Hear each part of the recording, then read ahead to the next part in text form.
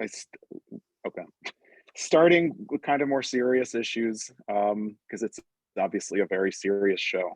I just saw the show this past Wednesday, and I was really struck by both the commonalities in all of your work and all of the significant differences in it. But a few things that I thought were interesting and that we would end up talking about were the commonalities of politics being the more obvious one. But then getting down into kind of how the work is made, where I think there's also a certain amount of overlap in that several of you use text, which I think is really interesting. Almost everyone, I think, uses some version of found imagery or found object or found materials.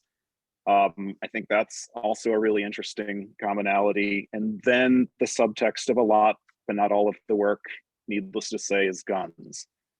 So I wanted, as I said, to start with more serious questions, and these are kind of questions for everyone. So you can kind of jump in. Is one, just thinking about the idea of art being political, was your art always political? Or maybe issue-oriented is a better word in some cases? Or was there an event or events that made you gravitate towards more issue-based art?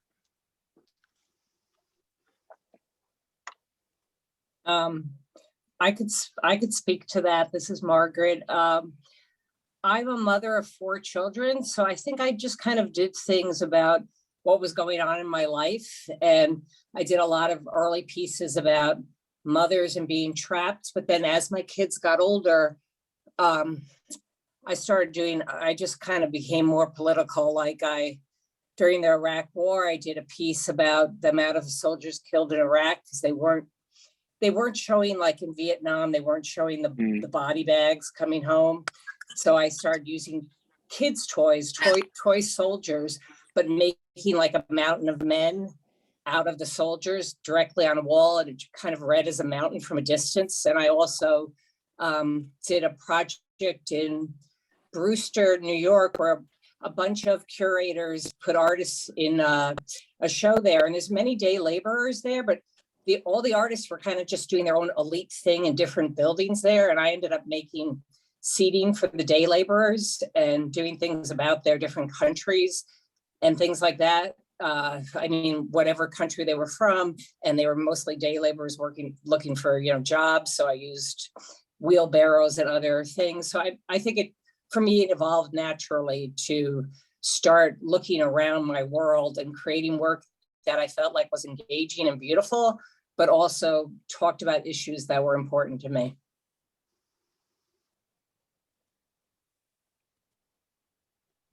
Anyone else? Just jump in? Yeah. Okay. I mean, that's interesting what Margaret was saying. I was always political in my outlook, even as a kid. Like I marched against the Vietnam War when I was like in 8th grade, and like nobody in my town knew what I was doing. But my work wasn't really political. In fact, I trained as an abstract painter. But when I stopped painting, when I stopped smoking, I started cutting up magazines. And I got very involved in the idea of like women's body issues. And that became very political for me, that, we were all supposed to be 6 feet tall and weigh like 83 pounds. And it just kind of made me angry. And so I started cutting up magazines. And then I got increasingly political that way. And also I talk a lot. So words came really easily to me. When I started realizing I could sew words onto that, I was like, wow, I never did that when I painted. So it all kind of progressed, and the angrier I became about the world that we live in, the more I found my voice in my work. So I guess, yeah, like your words have consequences. I mean, this directly came out of the Trump administration and how he was always saying crazy, scary things, which had consequences. Yeah, I come from a long line of political loudmouths. My grandfather was the first Chicano mayor of El Centro, California, and the first Chicano mayor in the Imperial Valley on a whole. The first Chicano that served on the California League of Cities. He helped lead the grape strike into the Imperial Valley during the 1970s. you know, I think the reality of being a BIPOC artist, a brown artist, is that everything you end up doing has a political bent to it. Like the reality of, I think, just being is a political statement. And so regardless of, I think, a desire or a want, you know, the work ends up having a political meaning to it. On a more conscious and like intentional tip, I guess, like, yeah, all my work is fundamental, has some kind of fundamental, like either political message or other social issue that it's engaging, whether it be on the large scale of just decolonization or on a very pointed scale, like this particular piece that I included in here, which you know, it was in reaction to the Wear Orange Day last year. In fact, we'll be relaunching that this year. So yeah, like, can't help it. So this series that 5 Points is showing is relatively new for me.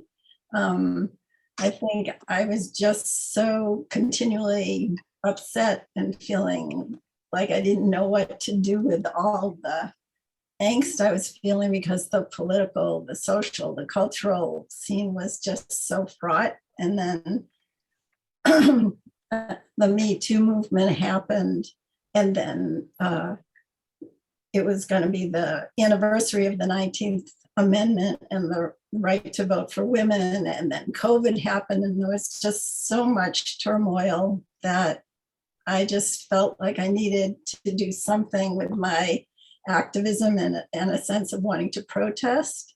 So I decided I was going to focus on the achievements and the work of women who had spoken up and addressed inequality and all these issues that have really changed our life. And I started to feel that sort of silence was complicity.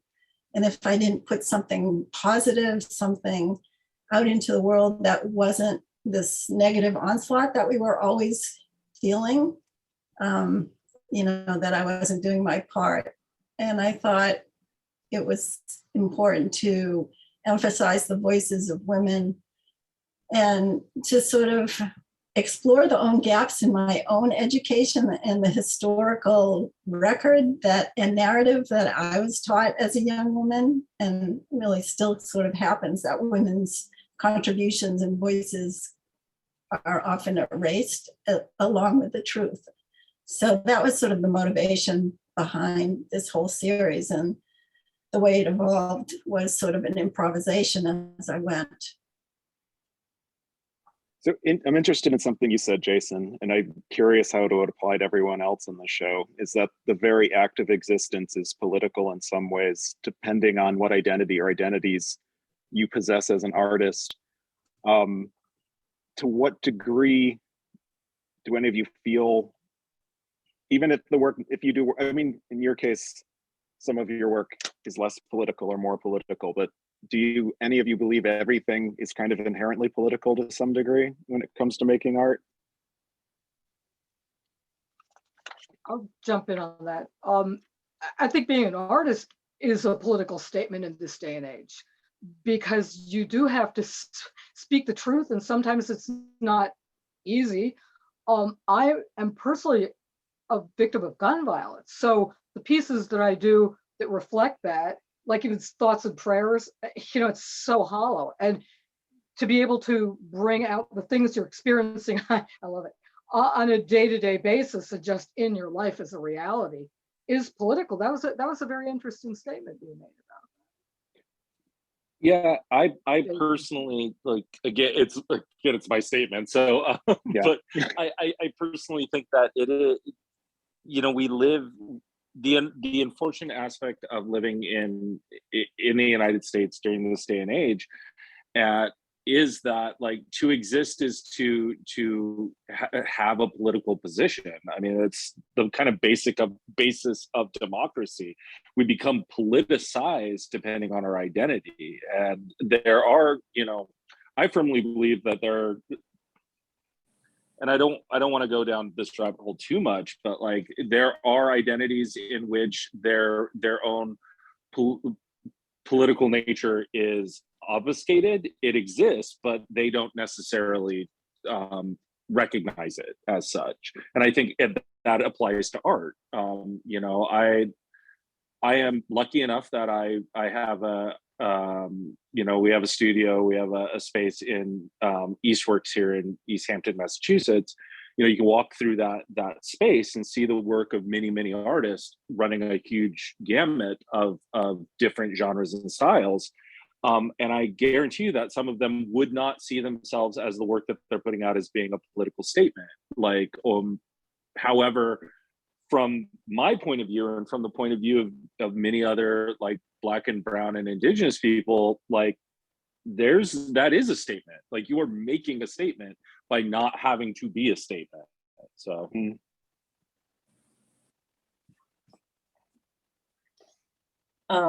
yeah, I think that my work has naturally evolved to be political, because I mean, I feel very strongly about so many issues, and I protest and I do what I can, but I feel like in some way, I'm just using my voice in the best way I know to express my anger and other things. But I feel like it just, for me, it evolved naturally, and it just seems like I wouldn't know how to make an abstract painting. You know, it's just, this is what I like doing. And I feel like if it gets a conversation going, if it engages people, and I can get this angst that's in me out in some manner, I'm more intuitive, I would say. But yeah, I could never go back to doing art that was just about color. But I feel like my work is about all those other issues too, but you know, this is the content. And I love that people can look at these spent shotgun shells, have no idea what they are, and think of them as a thing of beauty, and then look closely and see what gauge they are, what's going on, and just whatever they feel about it. I love the conversations that I can get with people, and, you know, just having the art have more meaning to it than just the visual. Yeah, I don't know what I'm babbling about, but yeah, that's it. Well, you just said exactly what I was thinking when I saw your work, when you said you wouldn't do an abstract painting, but that's immediately how it struck me as a former abstract painter. But the level of abstraction to the work, I think, is really interesting, and as a way of entering into the work that seems neutral in a sense. Do you think of the work as being, I don't know, it's almost beguiling in a way, like kind of using like color and shape and kind of movement as a way of entering into the work, and then kind of... Yeah, I mean, I think I like that a lot. I mean, I feel like sometimes when I see artwork that is, you know, overtly political, and there's so much to read, and you're supposed to think a certain way, you know, it's too didactic or whatever. I feel like, yeah, for me, this is the way that works. I just kind of, I don't know. I feel like like a lot of materials just become my vocabulary. And I guess they become like my paint, basically. So the spent shotgun shells in the last 7 or 8 years have sort of just become my paint and my way of making something beautiful, but having that little disturbing bit to it. Yeah. Did you see Nick? Sorry. And I was just going to jump in and say, that is really interesting, because I agree with Margaret on a lot of that. Coming from a background as a painter, the fabrics I use are very pretty and they're alluring, and I use beads and I use the crystals on things, but it's in a way to help get across the message. People often look at them and go, well, they're really beautiful, but then you're also saying something. And I think it's a good way of bringing things in. I agree with that, Margaret. No, I think Rita and I really share a similar way of approaching stuff. I don't know. Your pieces are beautiful, but people might not have, if your pieces were ugly, they might not have liked the words as much. I don't know. It does the same thing. It engages the viewer with the beauty, and then they're like, wait, what the hell is she telling me? Did you see Nick That's Cave's interesting. installation at Mass MoCA? I forget when it was, but Yeah. it was That was it was it was an incredible show, but it was similarly kind of it was wind catchers that were guns and different things, but it was an interesting way of engaging the viewer. Can I ask a question though? Because my work is intentionally not attractive. Like you know, it is often aggressive. Are we doing a disservice to some of these issues when we try to make them more beautiful than they actually are? Really interesting question. You know, when we try to communicate an attractive message to something that's inherently awful. Like, I mean, my particular pieces in this work, you know, they're a collection of a bunch of police targets from a training exercise from the East Hampton Police Department. And I did not want to cover that up because the violence that they were inflicting in the cause of training in a small sleepy town. I'm from I grew up in Los Angeles during the bad times, during the Troubles. And the violence that they are training for does not exist here. Like the degree to which they're, you know, throwing lead down a lane in the name of like keeping people safe. That's not East Hampton. That's not the town. Like, and I find something a little odd of when we go down this kind of path of saying like, I want to not glamorize, but like make something attractive that maybe not necessarily is. Like I don't necessarily know that that's I don't know, maybe it's a contradiction, but I think I like that play of getting people to pay attention to something. A lot of pieces that I do are funny. They'll have like kind of double entendre, like puns on things, but they're still deadly serious. But it's a way of drawing people in. I used to work with used Band-Aids, like bloody Band-Aids, but I sewed like words with them. And people would see the words and then they'd realize they were Band-Aids. And there was the repulsion and the attraction. And I like that push-pull. I like to get people's attention that way. I think the issues I think about are slightly different because I'm trying to elevate the profile of the people I'm focusing on, and inherently I want the work to be very commanding and striking, and then I hope that there are levels to it so that there'll be like an engagement just because the portrait is compelling, but then there are all these other messages integrated into the work that I hope once someone's attention is captured, they then will dive deeper and see what, you know, I'm trying to communicate beyond celebrating this person's existence. I really wish Jacob could be here for this because I thought your work, Jason, and Jacob's work worked particularly well together in that neither of you are really pulling any punches. Like, I think there's a similar level of kind of very visceral and just going for it and kind of literally kind of penetrated shot or holes. Like, there's a level of violence to both of your work that I think kind of resonates together. But yeah, and I seeing them together, I'm like, of course it's the two dudes. Like it to me, that's another one of those unintentionally political things. Like, great, my gender is showing. Like, it really is. It's, you know, on display in this work that is violent, that is all of these kind of masculine tropes. Like, that wasn't my intention. Like, and I do find, like, particularly, I find all of the work in the show to be very beautiful.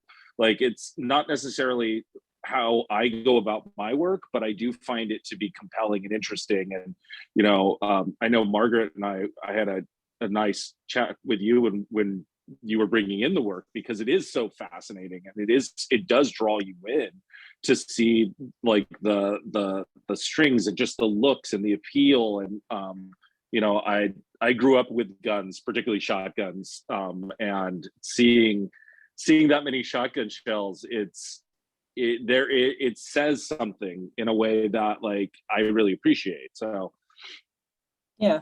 And Jason, I think your work still is like you're saying it's like I understand your point, and I think it's something I should think about really, because I believe the issues are so important and so horrible so that we shouldn't glamorize them. But I guess we all as artists find our way in. But I actually think your pieces are beautiful. Yeah. I don't find them ugly. I love that they were shot and that there's the writing from the police and everything, but still as a object, they're still very compelling. And, they're, I don't know. I feel like we all have to find our way in, but I shouldn't be glamorizing any of it, or, it's just, I don't know. It raises many questions, actually, what you said. So yeah, and I think it's more testament to me being a terrible artist that if I tried to make something ugly and I end up with the exact opposite, like that's my lack of skill right there in a nutshell. So no, they're cool. They're cool. I wonder why you use the burlap bags. Can I ask you that? Were they? It's a throwback to a lot of military training. Specifically, bayonet training was done with burlap sacks filled with, and then they're all imported coffee sacks. And if you're not familiar with kind of the coffee wars of Central and South America, like a lot of violence went into a little bit of coffee in the morning. So. Cool, thanks. No problem. So this will kind of build on what we just talked about, which is nice. Reading your statements, why you do this type of work shows up in different ways in your various statements. And like Jake said, confrontation. Some people said a sense of duty. Some of you seem more educational in a sense. And I was curious to what degree you feel artists have responsibility. Any artist has the responsibility to directly confront issues, whatever these issues are. But do you think artists have a responsibility to confront the political sphere in some way, shape, or form? Or is it purely personal?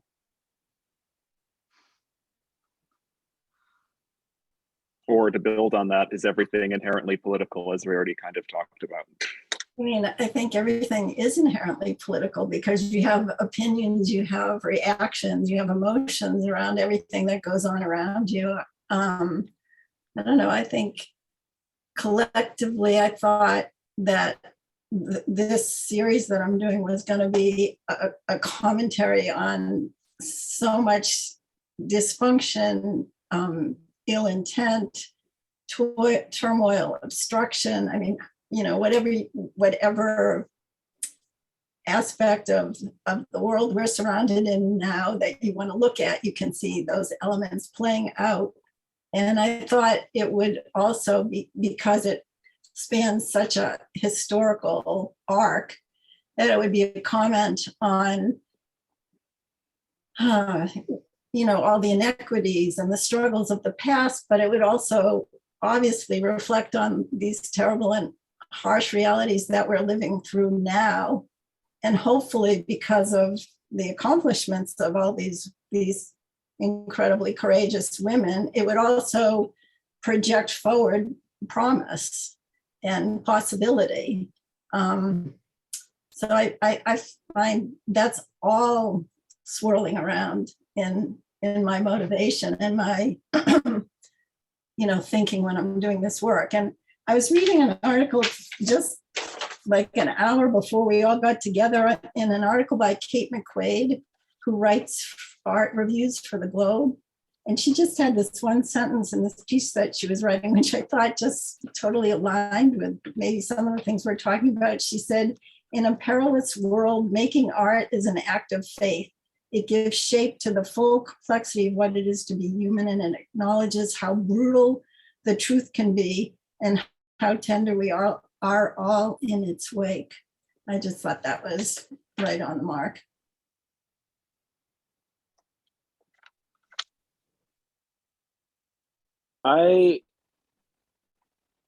There are times, and to quote an old friend of mine, he said, like, he used to say, I love being Black every day, but I wish I didn't have to be Black today.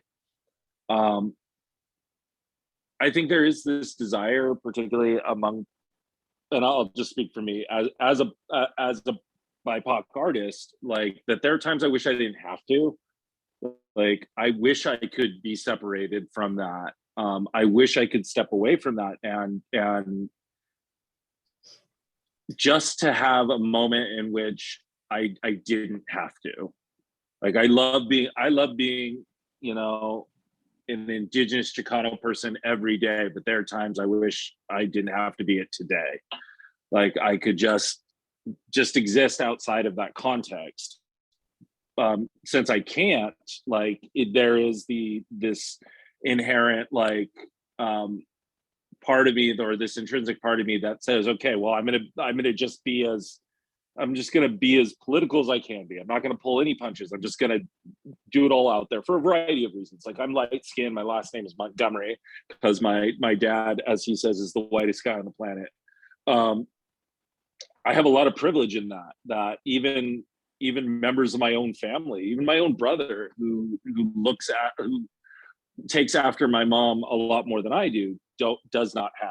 So, like, utilizing that privilege to be able to make some of these points is something that I don't feel like I could back away from. But I would never want an artist to feel as though, like, that is what they have to do. Like, because sometimes artists just to be in there, just to put your hands in the dirt, to spin a clay on a pot, like, to throw paint on a canvas. Like, there's something so wonderful about that. Yeah, absolutely. Yeah, that's true. I mean, I think that people who do landscape paintings or abstract art or whatever they do, as long as they're being true to themselves, that's fine. I mean, I feel a responsibility because I am so wound up, as somebody was saying before, about the issues of things. It just comes out of me. I don't have to sit down and go, today I think I'll do something political. It's the raw material is so there.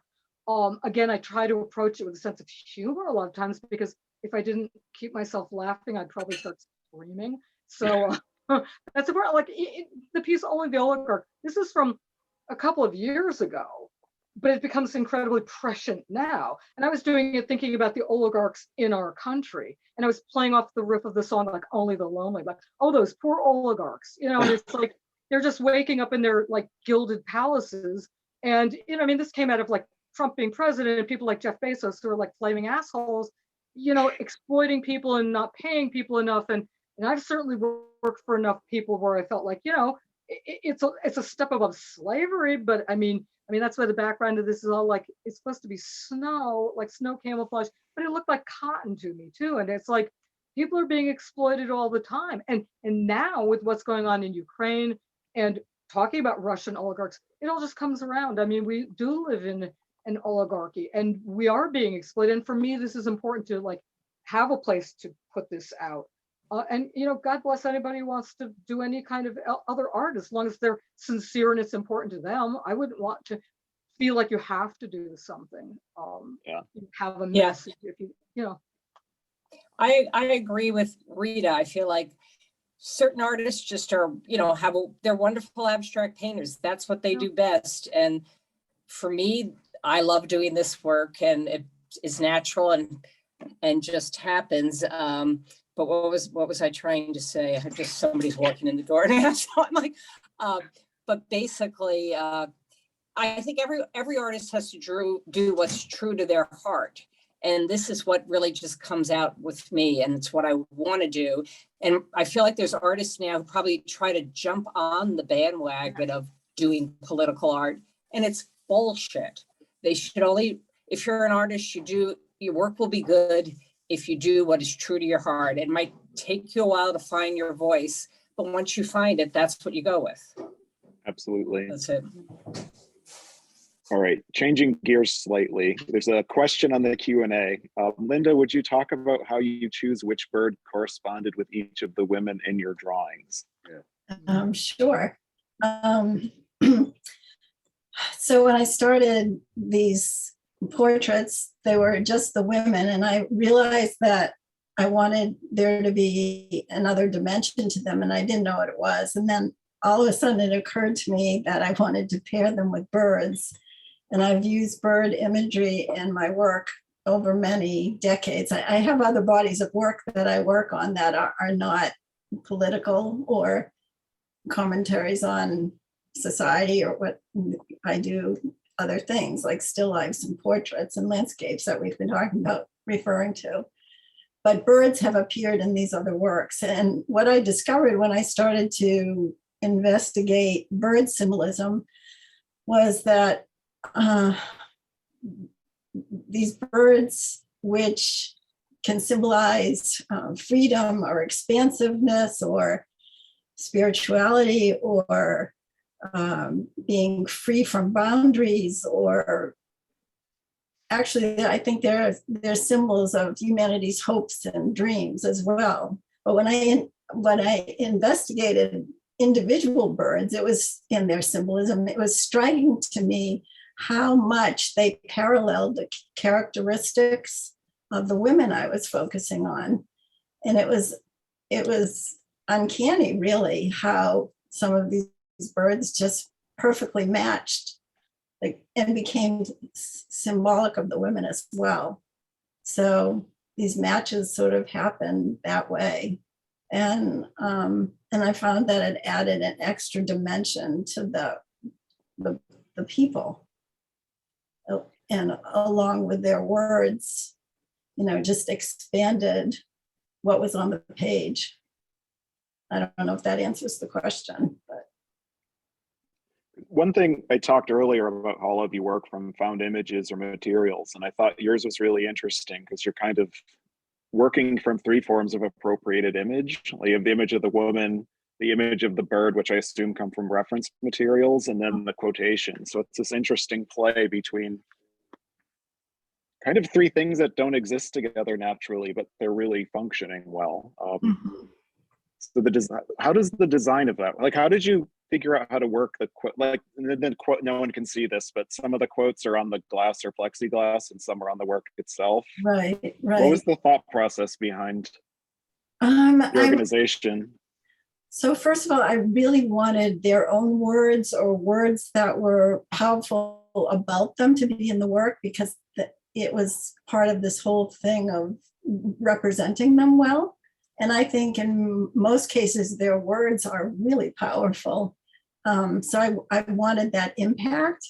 I thought about right away that I wanted some very specific and powerful quote of theirs to sit on the glass away from the work, so that hopefully when it was viewed and shown, the light in the room would make that text cast shadows on the work.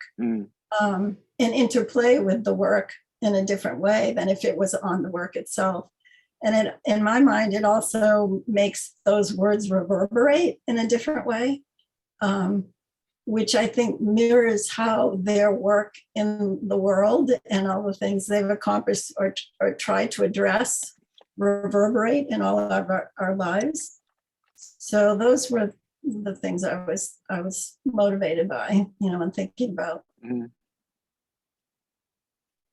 And then Rita, you work with text, obviously. I was curious, like, what comes first? The text, the material?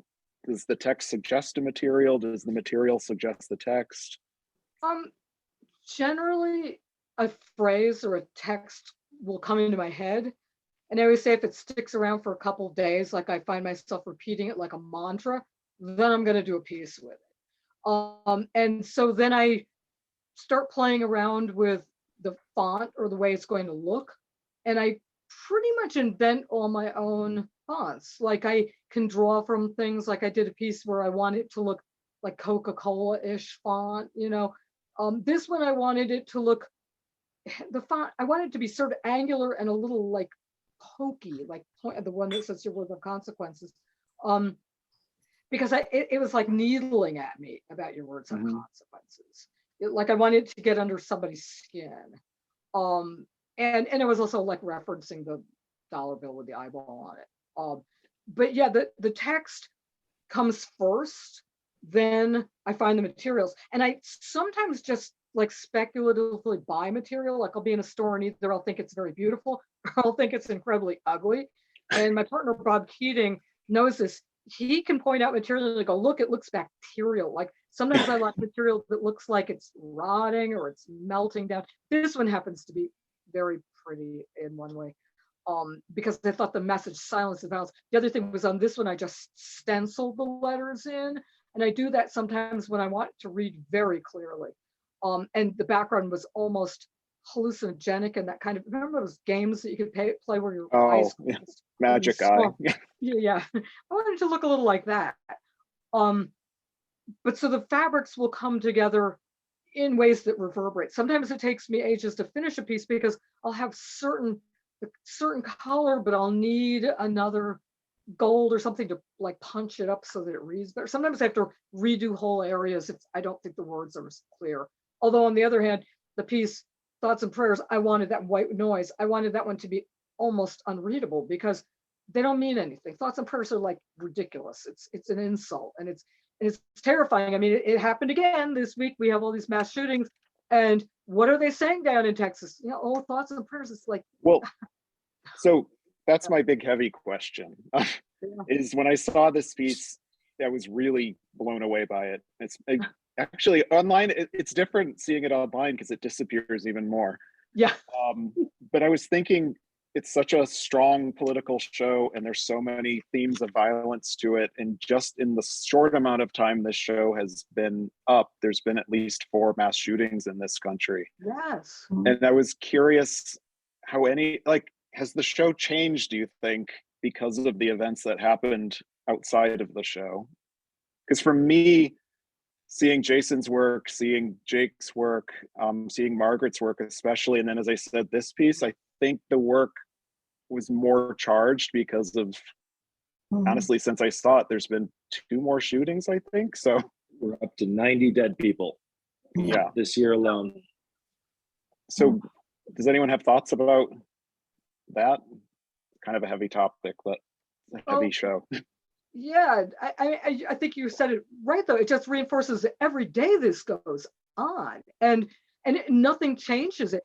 But hopefully when people see a show like this, and I mean, everybody's working on Margaret's made out of gun shells. I mean, people hopefully look at it and go, yeah, maybe it is time to have more of a dialogue. I mean, we're having a dialogue about guns. Republicans shut that right down and go, oh no, we can't talk about it. It's the wrong time. We're supposed to be, you know, consoling the families. Yeah, really.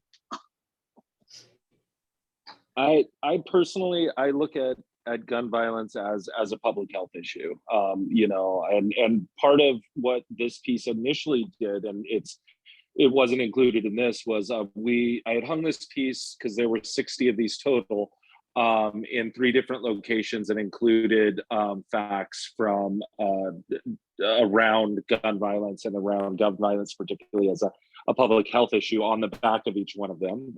I hung it in 3 sites across Western Massachusetts. You know, it's tough. It is very tough for me. My day job is with a advocacy organization, particularly around, we work with individuals with disabilities, which I am. It is tough for me to really fathom, or not really fathom, but really to really decide if the work isn't just more thoughts and prayers. Like it's tough. Like it's a tough thing as an artist to look at my work and wonder if it has an impact in a way that is tangible in the face of like 90 dead people this year. 21 of them are dead children. You know, is it the what we need at this point. I mean, or do we need large scale political action because it is such a pressing issue that's just not being resolved. It's not being addressed. I'd like to think that the work that we've done here and the work that exists in this show can help fill in the blanks around the larger conversation around us being a culture of guns. We are a culture of guns. We exist as a nation because of guns. I mean, it's inarguable that, like, you know, the advent of the rifled musket didn't have a direct impact on the United States existing. Like, you know, they were the members of the Revolutionary Army were facing a much greater fighting force. I mean, it was a technological improvement. We can go down that rabbit hole and start really digging into that. I mean, a lot of the work that I used in this particular piece, I drew from Field and Streams and, you know, the Sportsman magazines, and to really just kind of show that this is an essential part of the United States. And I don't mean essential like with the value attached to it. It's just it is part of who we are. And I would hope that all of these pieces could really demonstrate that, like, this is a huge issue. It's foundational. Like, but putting that aside, there are dead kids in the street again. Like, what do we say to that? Like, what do we as artists do with that in the face of that? Like, I don't know.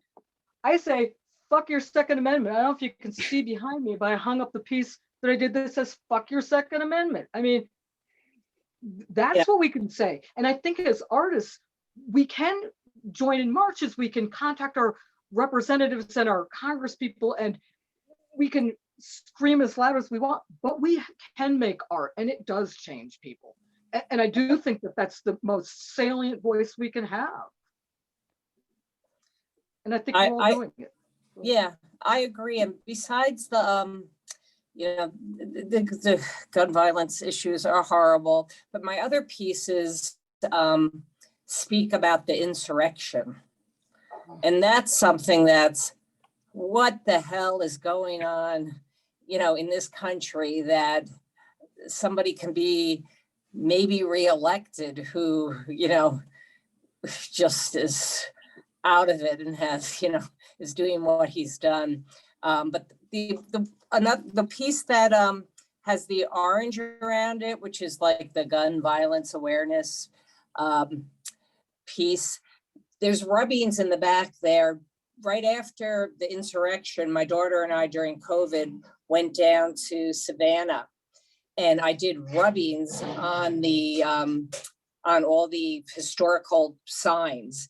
And there's things about, you know, an insurrection. There's just during the Civil War stuff, and I don't know. I just feel like in my work, I feel like America's become so divided, and it really is horrible. I feel like artists' role might be to try to get people to talk to, when I do outdoor installations with shotgun shells, I talk to gun owners, people who are respectful gun owners and everything else. And I feel like that's what we've been lost in this country. We're angry, and we need to be angry to make change. When change only happens when we're angry. But this piece deals with voting. It deals with taking back the American flag. I want the American flag to represent all Americans, but all of a sudden the right wing has decided that it's their flag and not ours. I mean, so there's so many issues. I think I'm ranting now, but basically sure. I'd say that there's so much us artists can try to speak to, and even if it's not changing the world, but it's doing what in our hearts we can do. And anyway, I think we're a good group here. We're touching on the right stuff. I think so.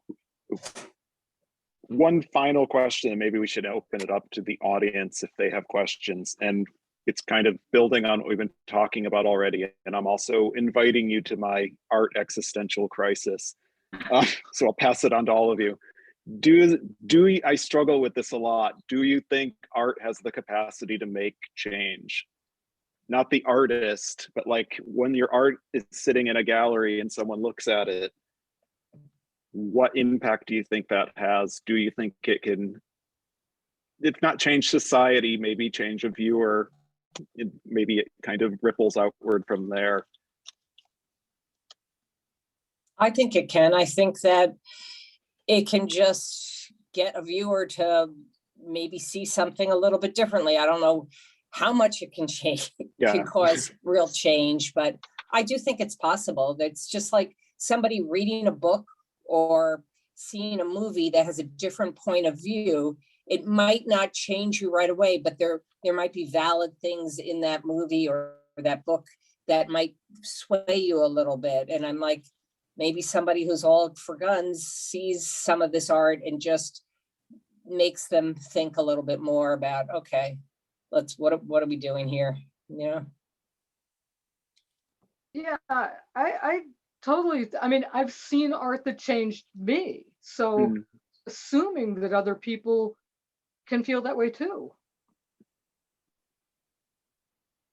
It's interesting. The piece I just finished working on, actually just 2 days ago, is another one in this series, and it's about Judith Jameson.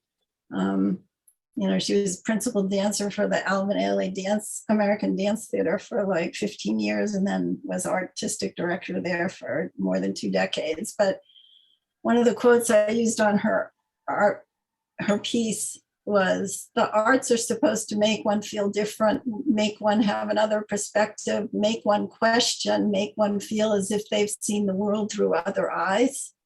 And I mean, I guess, she was talking about dance and how she communicates through spirit. But I mean, I think at some level, we all think that the potential is there for someone to walk away with another perspective. The sad thing is how, as Margaret said, how polarized things are. And it's almost like we're always speaking to the choir, whatever your choir is. The hope is that, we cross boundaries at times and get someone to pause and think about something in a different way, as Judith Jameson said. So I want to preface this statement by saying I love being in the show with y'all. And I think that the work being shown is really important, but there's something that people keep saying that is really frustrating for me as a brown person. And that's that we're so divisive now. We're so, the country's so divisive now. We're so this now. No, we have always been this way. We have 2 very different histories, 3 or 4 very different histories, depending on like how you want to splice it up. But like, this is not new. You ask like how a person who could, conduct an insurrection could like be reelected. Like, that doesn't surprise me at all. Like, that doesn't surprise me at all.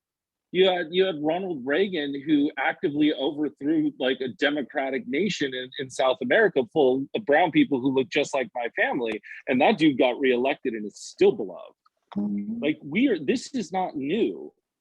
It is more overt. And it seems to be touching a much different audience, but this is not new. This is the reality like that people like me and mine have been facing since this nation started. It's an excellent point. Like, I don't know if art can change anything. Like, one of my favorite songs, there's a line that says like, a punk rock song will never change the world, but I can tell you about a couple that changed me. That's what I hope for. Like, that's what I hope for. Like, that's like, and I am going through my own existential crisis, and I'm way over caffeinated tonight. Like, so no, but please excuse you're right, Jason, and I agree with you. This country's been insane for years, but it didn't probably affect me as much. Obviously, it never affected me. I'm privileged. But yeah, we didn't hear about it. We didn't even talk about it.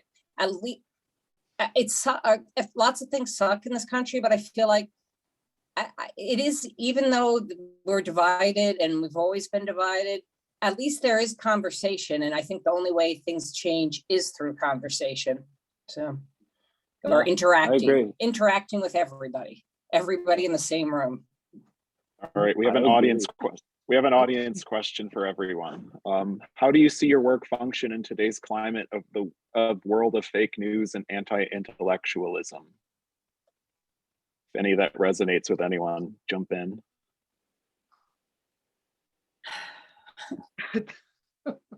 That's tough. I mean, I guess artists are, one of my definitions of being an artist is trying to speak what I see as the truth. I mean, the truth has to come through the prism of who I am and what my reality is. And going back to what Jason said a minute ago, it's very interesting because, like, I wasn't alive 100 years ago. And so, yes, I know things were terrible. Things are getting crazier now, even being a woman. I mean, we're going backwards. We're like taking away women's rights, right? So our country isn't doing great stuff. I mean, Reagan was an asshole. And so, you know, when I look at what we're experiencing now, we can deal with what's here in front of us. And I agree. I mean, I think that there are a lot of things that have to be addressed and should be brought out, and it should make us uncomfortable. I think art does make us uncomfortable many times. So yeah, I mean, again, going back to the original question, it's like, I think we need to speak what we see as our truths, and hopefully that becomes a truth that other people can join in on. Maybe they come from different backgrounds, but you know, that's why you make art and you put it up on a wall and you hope people come in with experiences. Yeah. That answers the question. All of my work is fake news. Every single bit of it. Like, everything I do is fake news. I don't know, like, it's tough. I come from a very blue collar background. Like, I come from a very, very blue collar background. I'm educated. Education was always important to my family.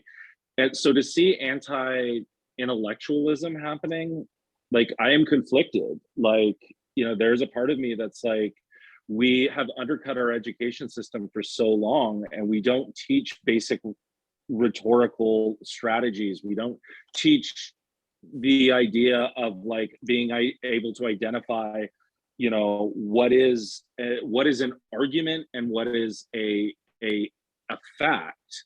Like, and of course that leads to anti-intellectualism. And then there's another part of me that's like, shut up, nerd. Like, it's like it's tough. Like, I think it's really, and one of the things that I think is beautiful about Five Points Gallery, every time I've walked in there, this show included, is that it is a welcoming space. Those big, beautiful windows, those like that attract anyone through the door. Like that feeling of like walking in, and even though this is a gallery and things are for sale, that is not the purpose necessarily of what's happening here. And so there's something very democratic about that in a beautiful way that art can really do in a way that I hope has an impact against those things. Like, so yeah.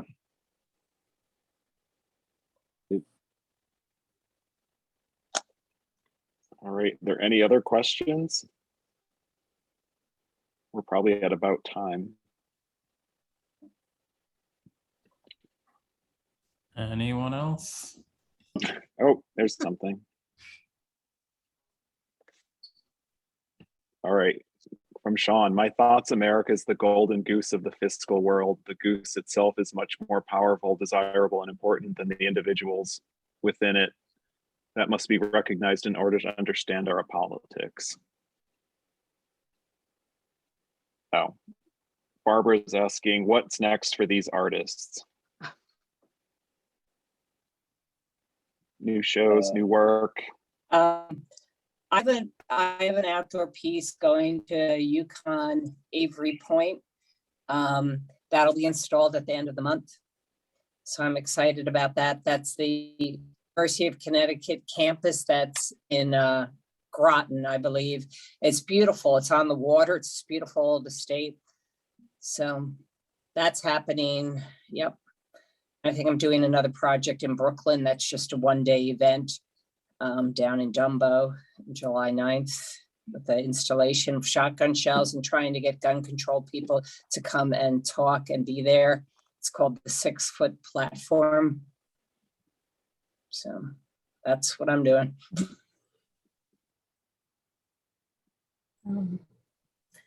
I don't know, just thinking about what we were talking about just before, it's hard not to lose heart. I mean, to Jason's point, you know,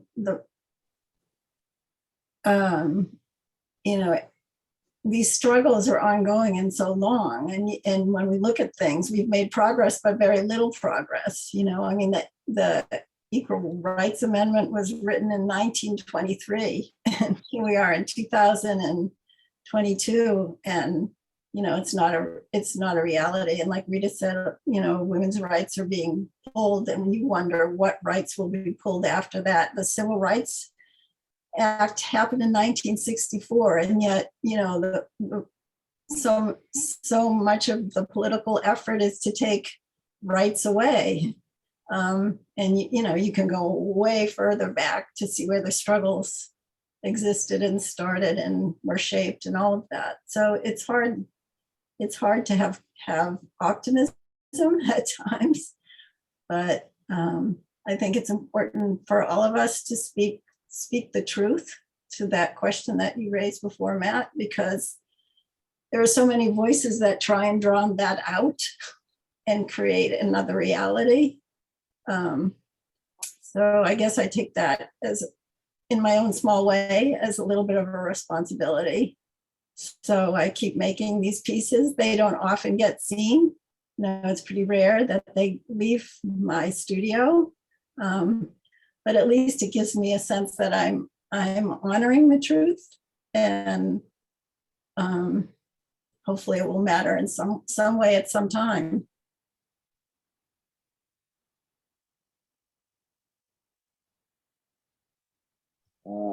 I don't know what I'm up to next. I'm not a very good artist when it comes to like planning things out, or you know, I think I have a piece due for a show on July 5th. I couldn't tell you. It's a show about superheroes, so like, that's about what I know. Oh yeah, and apparently my partner is over there going, "You're going to Massamoka." So apparently I've got a residency at Massamoka I'm supposed to be at. One of these days I'll figure out like what you're supposed to do as an artist to be places, but until then, probably just nonsense. Yeah, I'm always looking for new venues to show in. I am in a couple shows. I'm in a show with Margaret coming up at Westport Mocha, which should be fun.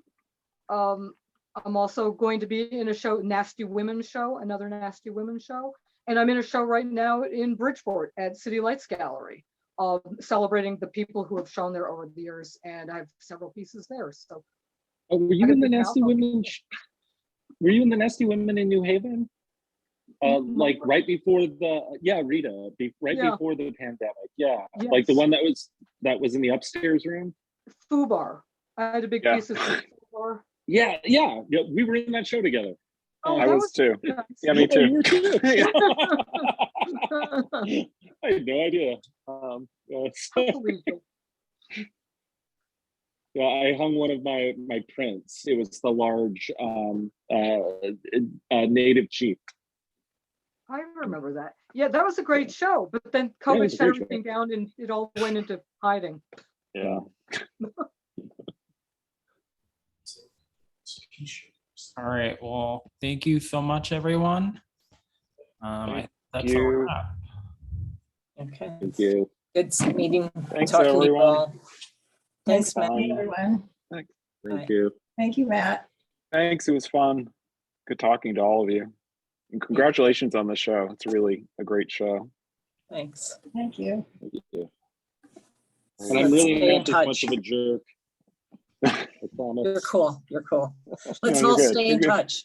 Yeah, Okay. please. Bye. Bye.